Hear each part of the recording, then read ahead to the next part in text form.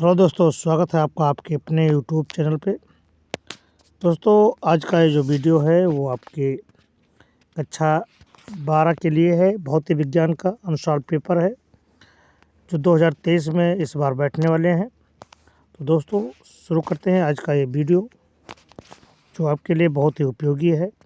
ये देखिए, आपका अनुसार पेपर है। ये इसके कुछ निर्देश दिए गए हैं कक्षा 12 के, वो आपको इस तरह से देखना है। ये है आपका निर्देश। इंटरमीडिएट भौतिक विज्ञान कक्षा 12 समय दिए गए हैं। इसमें आपको खंड वाइज आपको क्वेश्चन बटे हुए हैं। कितने क्वेश्चन आपको लघुत्तरीय है, अति लघुत्तरीय है, दीर्घ उत्तरीय है, कितने क्वेश्चन करने हैं। ये निर्देश देने के बाद चलते हैं आपके सीधे प्रश्न पत्र पर आते हैं। पहला खंड से पहला खंड आपका हल करवाते हैं। चलिए, खंड नंबर 1 आ गया आपका। खंड 1,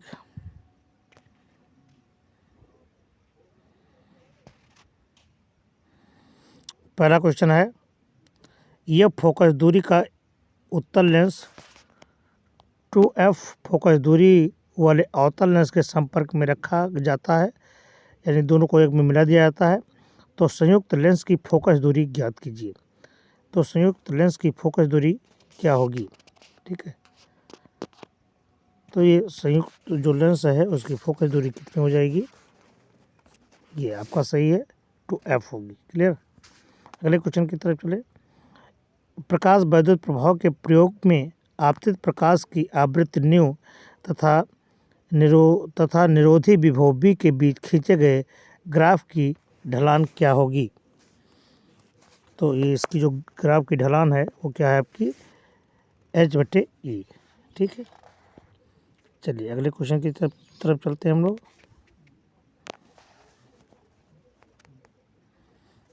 अगला क्वेश्चन आपका इस तरह से है, पीएन संधि डायोड में कौन सा अग्र अभिनत है? ठीक है, आपके ऑप्शन इस तरह से हैं। ये दिखाया गया है चारों ऑप्शन आपको आपकी स्क्रीन पर।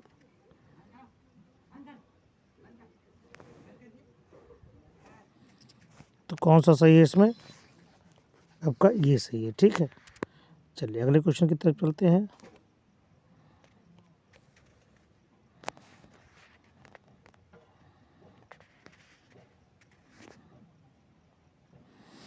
दो बिंदु आवेशों के बीच F न्यूटन स्थिर वैद्युत बल कार्य करता है। यदि आवेशों को के प्रभावितांक के माध्यम में रख दिया जाए तो यह बल कैसा होगा? ये आपको बताने हैं। तो ये बल होगा आपका F/K। ये आपका सही है। ठीक है, अगला बताया गया है, इस्माइलिया लंबाई के तार को वृत्ताकार कुंडली से मोड़ा जाता है। कुंडली में वैद्युत धारा I प्रवाहित करने पर केंद्र पर उत्पन्न चुंबकीय क्षेत्र क्या होगा? तो इस पर केंद्र पर उत्पन्न जो चुंबकीय क्षेत्र वो आपका होगा ये μ0 πI/L। ठीक है, अगले क्वेश्चन की तरफ बढ़े।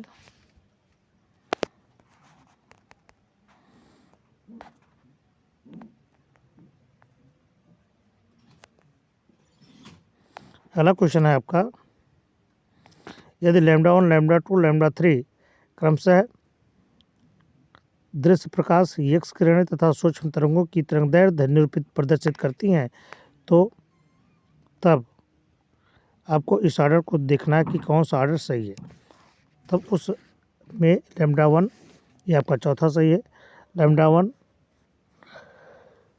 λ2, λ3 ये चौथा सीरीज आपका सही है। ठीक है, चलते हैं अगले क्वेश्चन की तरफ।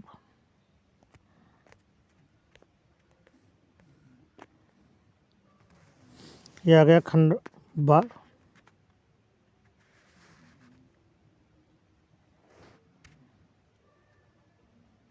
जर्मेनियम को कैसे पी प्रकार का अर्धचालक बनाया जाता है? ठीक है, क्वेश्चन है कि जर्मेनियम को किस प्रकार का अर्धचालक बनाया जाता है। तो जर्मेनियम में त्रिसंयोजी अपद्रव्य मिलाया जाता है। ठीक है, तो इसमें त्रिसंयोजी अपद्रव्य यानी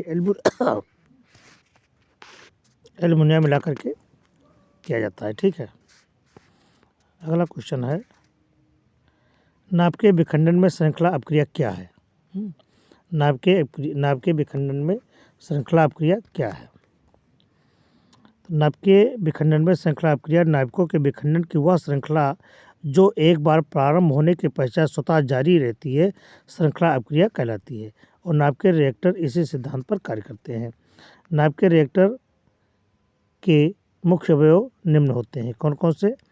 ईंधन या विखंडनीय पदार्थ यानी यूरेनियम, मंदक पदार्थ ग्रेफाइट, नियंत्रक पदार्थ कैडमियम की क्षण, शीतलक भारी जल और परिरक्षक आवरण सीमेंट या कंक्रीट। क्लियर? चलिए अगले क्वेश्चन की तरफ चलते हैं हम लोग। कह रहा माइनस 2 डायोप्टर क्षमता वाले लेंस का उपयोग करने वाले व्यक्ति का दूरबिंदु कितनी दूरी पर होगा? तो देखिए क्या है, आपको दिया है कि लेंस की जो क्षमता है P वह माइनस 2 डायोप्टर है। ठीक है, तो P बराबर 100/F, तो आप सूत्र पर रख देंगे तो F बराबर क्या होगा? यह बराबर होगा 100/P। ठीक है, और जो P का मान कितना है आपका? -2 है, तो आप इसका मान रख देंगे तो 100/-2। ठीक है, तो 2 एकम 2 50 ही हम 100 यानी 50 है या -50। ठीक है, U इनफाइनाइट और B आपको पूछ रहा है तो 1/F 1/B माइनस 1/U से आप उसका मान रख देंगे। ये आ गया आपका B बराबर कितना? 50 सेंटीमीटर -50 सेंटीमीटर। व्यक्ति का दूरबिंदु कितना हो जाएगा? 50 सेंटीमीटर दूरी पर स्थित होगा। क्लियर? चलिए अगले क्वेश्चन की तरफ बढ़ते हैं। यदि प्रत्यावर्ती धारा का वर्ग माध्य मूलमान √2 एम्पियर है तो धारा का शिखर मान क्या होगा? ठीक है, तो देखिए क्या है, कह रहा है कि IRMS यानी रूट मास स्क्वायर, ये आपका कितना है? √2 है। क्लियर? तब शिखर मान यहाँ पर I0 ये बराबर आपसे पूछ रहा है। ठीक है, और I का मान आपको दिया है कितना? I रूट मास स्क्वायर का मान दिया है √2। ठीक है, तो यहाँ पर आपको जो सूत्र लगाना होगा, तो सूत्र देखिए, सूत्र है आपका IRMS बराबर है I0/√2 के। ठीक है, ये आपका सूत्र है। तो क्या पूछ रहा है? ये पूछ रहा है I0, तो यानी शिखर मान I0 बराबर क्या हो जाएगा? तो ये I0 बराबर हो जाएगा आपका क्या? IRMS/√2। तो IRMS का मान कितना है? यानी वर्ग माध्य मूल का मान कितना है? मान आपका 2। ठीक है, तो ये हो जाएगा I0 बराबर हो जाएगा √2 × √2, है ना। देखिए मान पर जब रख देंगे तो इसका मान कितना आएगा? इसका मान देखिए इस तरह से होगा, I0 बराबर क्या होगा?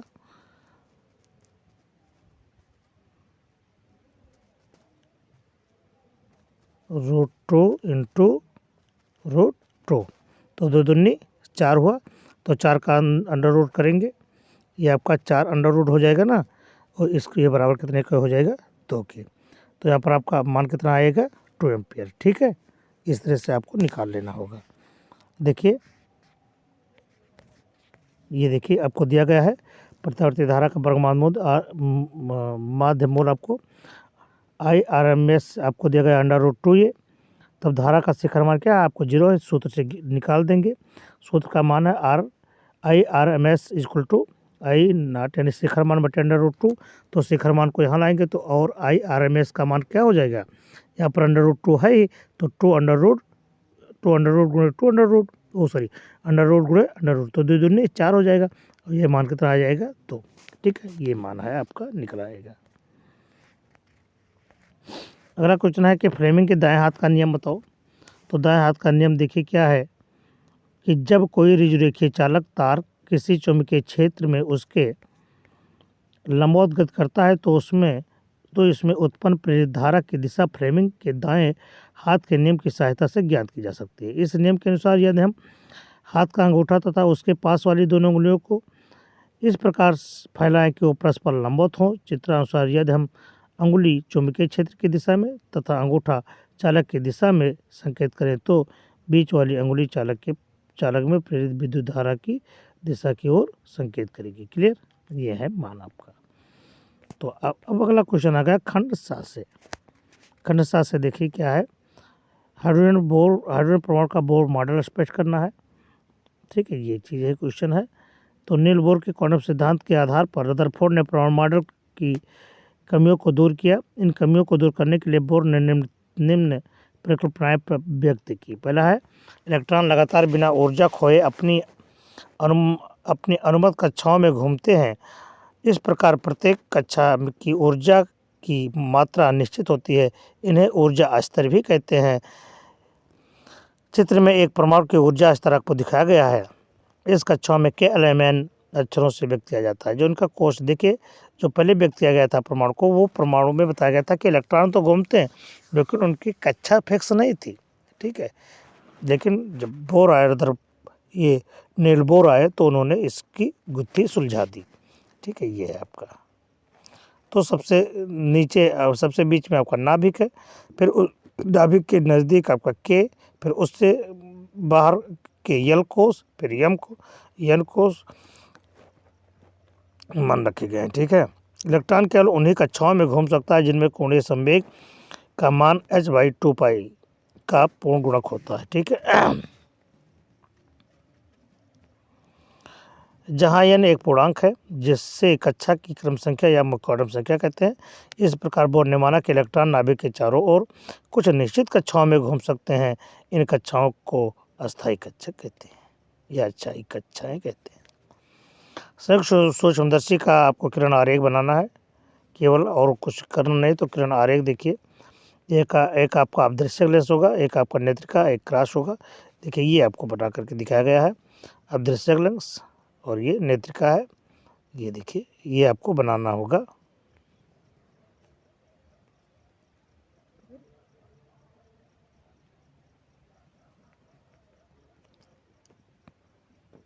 ठीक है, अगला क्वेश्चन है आपका, एक कुंडली से बद्ध चुंबकीय फ्लक्स 0.1 सेकेंड में 1 वेबर हो जाता है। कुंडली में प्रेरित विद्युत वाहक बल ज्ञात करिए। तो आपको दिया है dt = 0.1 सेकेंड, चुंबकीय फ्लक्स d बराबर आपको दिया है 1 वेबर। तो विद्युत वाहक बल बराबर आप मान रखेंगे तो आएगा 1/,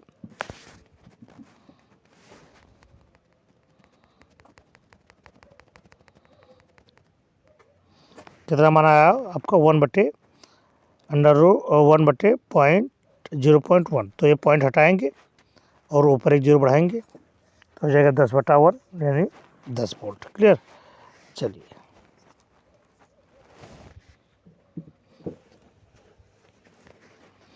अगला है, निम्न संयोजन में बिंदुओं ए और बी के बीच तुल्य प्रतिरोध आपको ज्ञात करने हैं। ये आपको प्रतिरोध दे दिए गए हैं, इसको आपको ज्ञात करना है।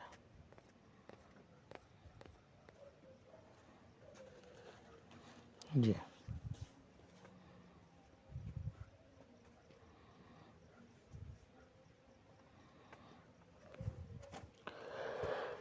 अगला क्वेश्चन है,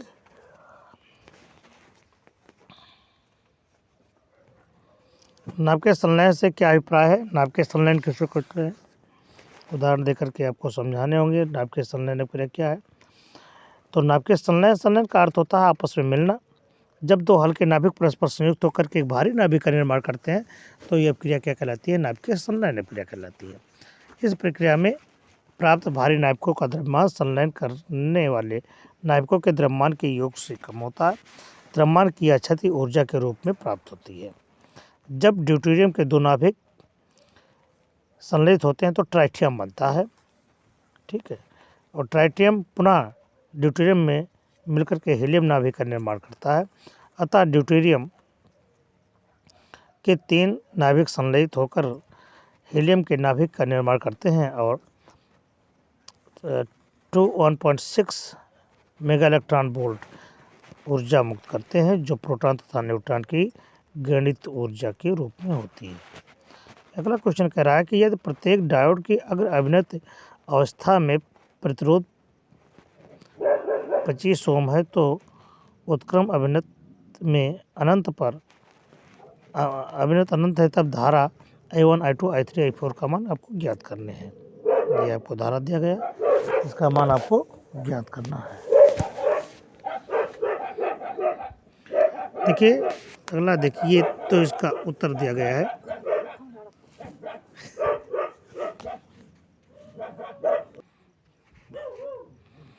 तो ये क्वेश्चन देखिए क्या है, इसका मान आपको निकालना है।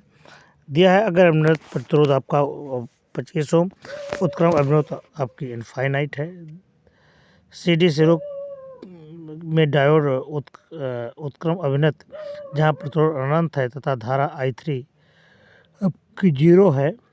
ये 20 सिरों में प्रतिरोध आपका ये भी बराबर कितना है, 25 धन 125 यानी 150 ओम, जिसे R1 कहते हैं। EF सिरों की प्रतिरोध EF बराबर हो जाएगा आपका, ये भी आपका 150। अब ये दोनों को जोड़ देंगे, समांतर क्रम में है तो क्या करेंगे, 1/R बराबर आपका सूत्र यही है। ये देखिए ये सूत्र है, सभी को जोड़ देंगे, 1/50/1/50, ये भी हो जाएगा। तो 1/2 क्या हो जाएगा, 2 कम 2, इसको काटेंगे तो 75 आएगा। तो 1/75, तो R बराबर निकालेंगे तो कितना आएगा, 75 ओम। कुल प्रतिरोध आपको देखिए R धन 25, ये 75 और 25 को जोड़ देंगे तो 100 ओम हो जाएगा। धारा देखिए, धारा I बराबर होता है B/R के, है ना। तो धारा B का मान रख देंगे कितना, 5/R का मान आपने निकाला कितना, 100। तो 5 कम 5 5 20 100, 1/20 और 1/20 को हल करेंगे तो आएगा 0.05 एम्पियर, ठीक है। अब धारा I1 बराबर I4 धन I2 धन I3, तो I1 बराबर I4 धन I2। यहाँ प्रतिरोध R1 और R2 समान है, यानी I4 बराबर I2 यहाँ पर आपके समान हो जाएंगे। तो I1 बराबर 2I2, तो इसका मान रखें, या I2 बराबर क्या हो जाएगा, I1/2, तो इसका मान रख देंगे। I1 का मान 0.05/2 है, तो इसका मान हो जाएगा 0.25 एम्पियर। तो I4 का मान कितना होगा, 0.025 एम्पियर, I1 का मान 0.5 एम्पियर, I2 का मान आपका 0.25 एम्पियर, I3 0 हो जाएगा और इसमें I4 बराबर कितना हो जाएगा, 0.02 एम्पियर। 500 नैनोमीटर तरंगदैर्घ्य का एक समांतर प्रकाशपुंज एक पतला झिर्री पर गिरता है तथा 1 मीटर दूर पर्दे पर परिणामी विवर्तन पैटर्न देखा जाता है। यह देखा गया है कि पहला निम्नलिखित पर्दे पर केंद्र से 2.5 मीटर की दूरी पर है। तो झिर्री की आपको चौड़ाई ज्ञात करनी है। प्रकाश के तरंगदैर्घ्य लैम्डा बराबर कितना है आपको, 500 नैनोमीटर। तो नैनोमीटर को हम मीटर में बदल दें, ठीक है। D1 बराबर 1, तो इसका मान रख देंगे। केंद्र से NTH निम्न दूरी पर x बराबर ND λ/d, तो D बराबर क्या हो जाएगा, ND λ/x, सभी का मान रख देंगे। ये मान आपका शरीर की चौड़ाई कितनी आएगी, 0.2 मीटर होगी। क्लियर। एक एकल स्लिट के विवर्तन प्रतिरोध में केंद्रीय फ्रिंज की चौड़ाई, कोणीय चौड़ाई का सूत्र आपको बताना है। तो केंद्रीय उच्चिष्ट के दोनों और प्रथम निम्नस्थों के बीच कोणीय दूरी को केंद्रीय उच्चिष्ट की कोणीय चौड़ाई कहते हैं, ठीक है। विवर्तन कोण थीटा तथा तीव्रता I के बीच अगर ग्राफ खींचा जाए तो देखिए ये आपको ग्राफ प्राप्त होगा।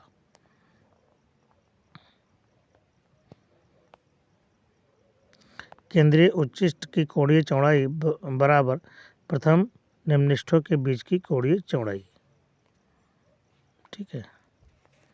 अगला क्वेश्चन कह रहा है विभव की सुग्राह्यता से क्या तात्पर्य है, इसे कैसे बढ़ाया जा सकता है। तो विभव की सुग्राह्यता यानी विभव के प्रयोग में चौकी का शून्य विक्षेप की स्थिति में थोड़ा सा विस्थापित करने पर धारामापी में बहुत अधिक विक्षेप उत्पन्न हो जाए तो विभवमापी सुग्राही होता है। किसी विभवमापी की सुग्राह्यता विभव प्रवणता के व्युत्क्रमानुपाती होती है। विभवमापी की विभव प्रवणता के बराबर B/L, जहाँ B विभवमापी के तार के सिरों पर विभवांतर तथा L विभवमापी तार की लंबाई है। K proportional 1/L। ठीक है, ये माना है आपका। अगला क्वेश्चन है आपका किसी वैद्युत द्विध्रुव के कारण अच्छे स्थिति पर किसी बिंदु पर वैद्युत क्षेत्र की तीव्रता का व्यंजक प्राप्त करना है आपको। तो देखिए ये आपको है, माना किसी वैद्युत द्विध्रुव ये आपका द्विध्रुव है जिसमें +Q व -Q कूलाम के आवेश एक दूसरे के 2L दूरी पर रखे हुए हैं।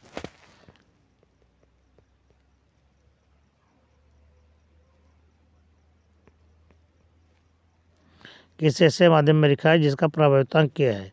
द्विध्रुव की अक्ष पर द्विध्रुव के मध्य में O से R की दूरी पर स्थित प्रेक्षण बिंदु P है जिस पर विद्युत क्षेत्र की तीव्रता आपको ज्ञात करनी है। माना द्विध्रुव के आवेश +Q व -Q के कारण बिंदु P पर उत्पन्न विद्युत क्षेत्र की तीव्रता E1 व E2 है। इससे स्पष्ट है कि चित्र से स्पष्ट है कि आवेश +Q से बिंदु P की दूरी ये R-L है और आवेश -Q से इसकी दूरी R+L है। अतः देखिए ये सूत्र है, अगर आप लगाएंगे तो E1 बराबर 1/4 pi epsilon not K into bracket के अंदर क्या लिखेंगे Q/R1 R1 एक का मान L का अलग कर लेंगे, एक का अलग कर लेंगे दोनों का मान, क्योंकि दोनों बिंदुओं पर E1 और E2 एक ही रेखा में अनुदिश विपरीत दिशाओं में कार्यरत है। ठीक है, ये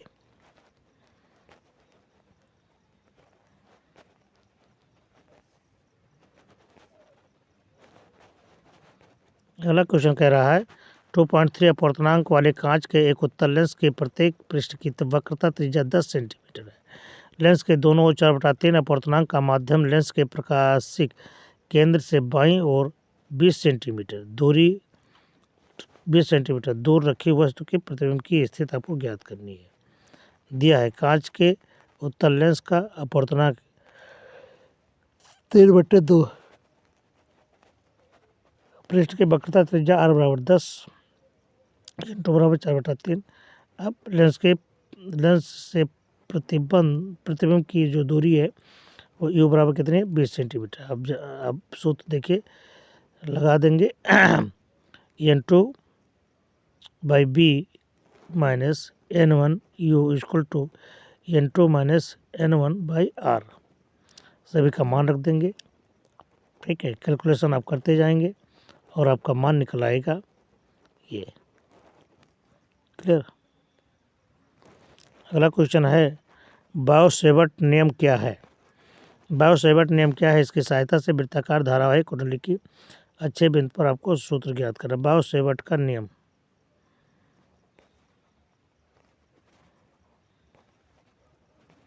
तो देखिए इसमें अच्छे कुंडली पर दिखाया गया है। मान लीजिए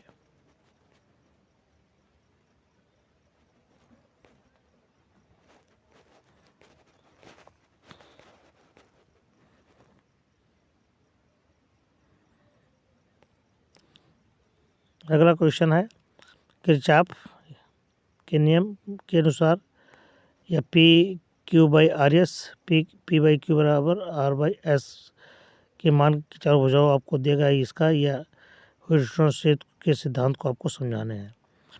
ह्यूजेंस क्षेत्र के प्रतिरोध Q1 की PQRS श्रेणी क्रम में जोड़ करके किसी वर्गाकार आकृति में संयोजित किए जाते हैं। जब ह्यूजेंस क्षेत्र की चतुर्भुज ABCD में जुड़े प्रतिरोध के मान इस प्रकार संयोजित होते हैं कि जैसे सेल K1 तथा धारामापी की कुंजी K2 दोनों बंद करने पर धारामापी में कोई विक्षेप न हो तो इस दशा में सेतु कैसा होगा? संतुलित होगा। सेतु के संतुलन अवस्था में चतुर्भुज की किन्हीं दो संलग्न भुजाओं के लगे प्रतिरोध का अनुपात सेल अनुपात शेष दो संलग्न भुजाओं में लगे प्रतिरोधों के अनुपात के बराबर होता है, यानी P/Q = R/S। किरचॉफ के नियम के द्वारा सूत्र की स्थापना। ABCD किरचॉफ के द्वितीय नियम लगाने पर I1 × P धन 0 × G माइनस I2 × R = 0। यहाँ G धारामापी का प्रतिरोध है, अतः संतुलित अवस्था में इसमें धारा शून्य होगी। ठीक है। ये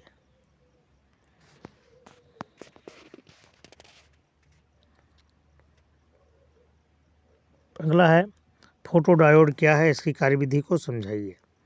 फोटोडायोड एक ऐसी युक्ति है जो प्रकाश से सूत्रों के संसूचन में प्रयोग किया जाता है।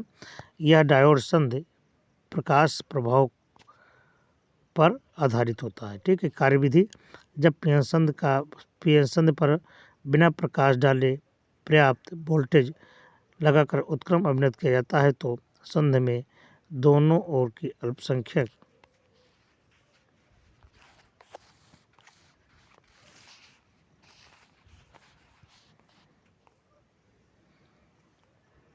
संधि वाहक संधि को पार कर देती है, जिसके परिणाम स्वरूप एक संतृप्त किंतु लघु धारा प्रवाह आरंभ हो जाती है। इस धारा को अदीप्त धारा कहते हैं। यदि आप पीएन संधि पर इतनी ऊर्जा का प्रकाश डालें जिसका परिणाम संधि के निषिद्धों ऊर्जा अंतराल Eg से अधिक है तो अल्पसंख्यक वाहकों का घनत्व बढ़ जाता है। ठीक है। ये उपयोग देखिए, इसका उपयोग प्रकाश संचालित कुंजियों में किया जाता है, कंप्यूटर पंच कार्डों आदि को पढ़ने में किया जाता है। अगला क्वेश्चन कह रहा है नाभिकीय रिएक्टर के प्रमुख भागों का उल्लेख कीजिए तथा इसकी क्रियाविधि को संक्षिप्त वर्णन कीजिए। तो नाभिकीय रिएक्टर, परमाणु भट्ठी नाभिकीय रिएक्टर, इसमें रेडियो एक्टिव पदार्थ के नियंत्रित विखंडन से अपार ऊर्जा उत्पन्न होती है। इसके लिए इसके निम्नलिखित भाग होते हैं। विखंडनीय पदार्थ अर्थात ईंधन, इसके लिए प्राकृतिक यूरेनियम समृद्ध यूरेनियम ये PU में से किसी एक पदार्थ का उपयोग करते हैं। मंदक, विखंडन से प्राप्त न्यूट्रॉनों की गति बहुत तेज होती है जिन्हें U अवशोषित कर लेते हैं। ये तेज न्यूट्रॉन की गति उनके अवशोषण से पूर्व ही कम कर देती है। इस क्रिया के लिए प्रयुक्त होने वाले पदार्थ को क्या कहते हैं? मंदक कहते हैं।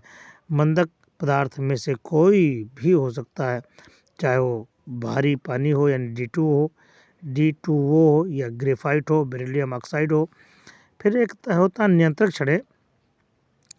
विखंडन की दर पर नियंत्रण रखने के लिए कैडमियम की छड़ प्रयुक्त की जाती है। कैडमियम न्यूट्रॉन का उत्तम अवशोषक है। जब ये छड़ें रिएक्टर के अंदर होती हैं तब काफ़ी संख्या में न्यूट्रॉन का अवशोषण कर लेती हैं, जिससे विखंडन की प्रक्रिया बंद हो जाती है। जब ये धीरे धीरे बाहर निकलते हैं तो क्रिया पुनः शुरू होने लगती है। ठीक है। इस स्थिति में परिवर्तन करने में श्रृंखला अपक्रिया की दर को नियंत्रित कर सकते हैं। नियंत्रित छड़ों के अलावा परमाणु भट्ठी के अतिरिक्त रक्षक छड़ों का भी उपयोग किया जाता है। आवश्यकता होने पर इन छड़ों को भट्ठी में प्रवेश करा करके श्रृंखला अपक्रिया को शीघ्रता से कम किया जा सकता है। शीतलक देखिए, जो ऊर्जा भट्ठी के अंदर उत्पन्न होती है उसको बाहर निकालने के लिए शीतलक का प्रयोग किया जाता है। इस कार्य हेतु सामान्यतः भारी पानी, सामान्य पानी, हवा, द्रव अवस्था में रहने वाली धातुओं का उपयोग किया जाता है। परिरक्षक, परमाणु भट्ठी में उत्पन्न होने वाले अत्यंत घातक एक्स किरणों के अवशोषण के लिए परमाणु भट्ठी के चारों ओर कंक्रीट और इस्पात की कम से कम 1.5 मीटर मोटी दीवारें बनाई जाती है। कार्यविधि देखिए, परमाणु भट्ठी को चलाने के लिए किसी बाह्य स्रोत की आवश्यकता होती है। परमाणु भट्ठी में सदैव न्यूट्रॉन उपस्थित होता है, अतः जब परमाणु भट्ठी को चलाना होता है तो कैडमियम की क्षणों को बाहर खींच लेते हैं तो और परमाणु भट्ठी में उपस्थित न्यूट्रॉन यूरेनियम यानी U-235 के नाभिकों का विखंडन करने लगता है।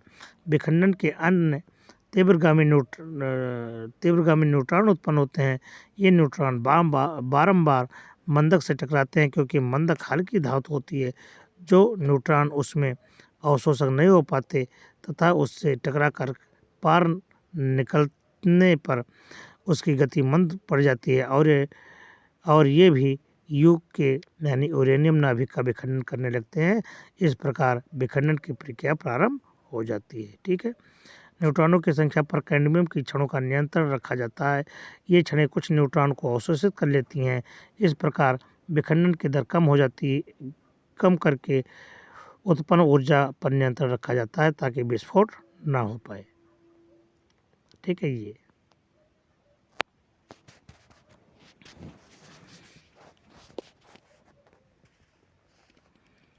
यूरेनियम पर जब मंद गति के न्यूट्रॉन होता है तो न्यूट्रॉन बेरिलियम क्रिप्टॉन बनता है और न्यूट्रॉन निकलते हैं। इस सब क्रिया में यूरेनियम का एक नाभिक विखंडन में लगभग 190 मेगा इलेक्ट्रॉन वोल्ट ऊर्जा देता है। रिएक्टर के उपयोग तीव्रगामी न्यूट्रॉनों के उत्सर्जन में, PU के उत्पादन में और कृत्रिम आइसोटोपों के उत्पादन में। ठीक है। अगला क्वेश्चन देखें। नीचे दिए गए परिपथ के मान ज्ञात कीजिए। पहला है धारितीय परिघात, प्रेरकीय परिघात, परिपथ की प्रतिबाधा, धारा और वोल्टता के बीच कालांतर और परिपथ में धारा का शिखर मान। ये आपको दिया है क्वेश्चन, ये आपको ज्ञात। तो पहला देखिए, ये एक एक करके हल है। पहला का हल है आपका ये, दूसरा सभी का मान रख देंगे और ये आपका मान निकल आएगा। अगला क्वेश्चन है, यदि प्रिज्म कोण ये छोटा हो तो सिद्ध कीजिए कि मान आपका न्यूनतम विचलन मान कितना होगा।